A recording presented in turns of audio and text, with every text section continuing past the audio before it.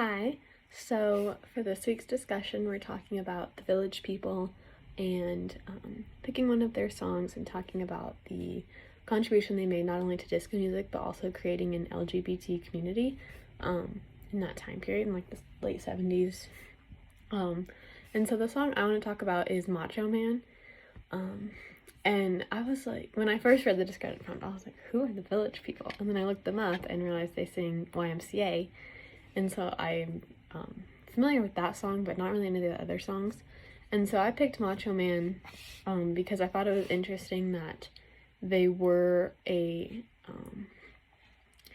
group that did help create that LGBT community, and they had a song called Macho Man.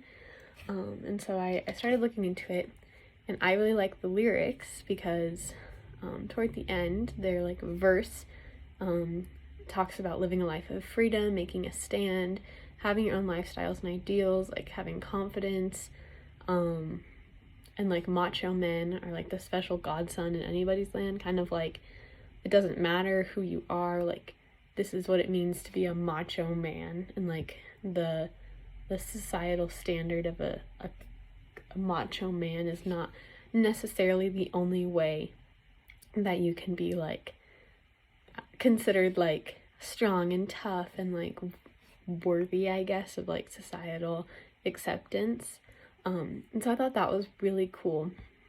And I also found an article talking about how Donald Trump had used Macho Man for some of his rallies. And people were kind of getting worked up about it because it was like a gay anthem of a sort for that time period and beyond. And Donald Trump was using that to like enter into his rallies, and so people were kind of like, does he not know?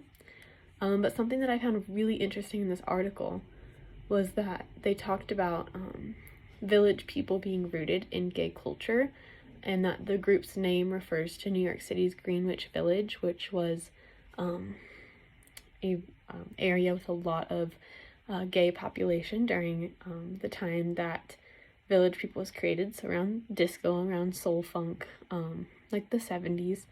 And I mean, creating an LGBT community in that time couldn't have been easy.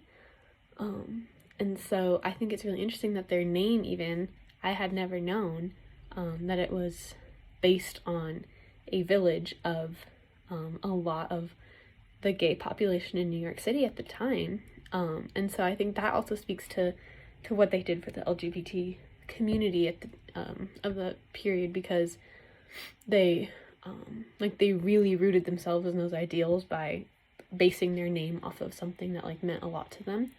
And also their videos, it's interesting, the like video I watched for Macho Man, they were in like all different outfits, and it was kind of giving me the like story of, look at all of these different types of like men and how they can all still be a macho man, and like whatever you do, like everyone has their own desires, and so like you be you and you're gonna be the macho man that you can be, kind of thing, like you're gonna be enough.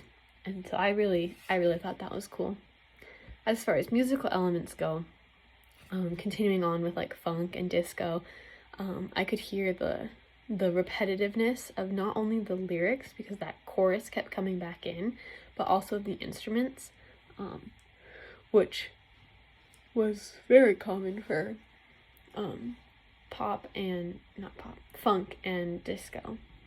This one gave me more of the like disco feel to it, just because it was a little more upbeat. There wasn't that like drum solo that usually happens in funk, and the like instruments were of like a higher pitch, and I feel like for funk they were like lower most of the times. And so also in the video they're dancing a lot more. You don't see as many instruments in the back, and so it's really, disco is about more of the dancing side of it and like creating dancing music. And so like watching them perform it and be dancing with their microphones gave me that like disco feel, where like the instruments didn't matter as much. You could hear them, but it was really about the singers and the performance and the dancing and the rhythm it was creating that made you want to just get up and dance. And so I could really feel that with this. This was also a video from a telethon, so that could also be why. And I like the timbre of this song was just like super playful and like uplifting kind of, which makes a lot of sense also because it was considered a gay anthem, and it like stood for a lot for people, and it still does today, so I commend them on that. And yeah, I will attach the link to the video, and I hope you guys watch it because it's really cool. And yeah.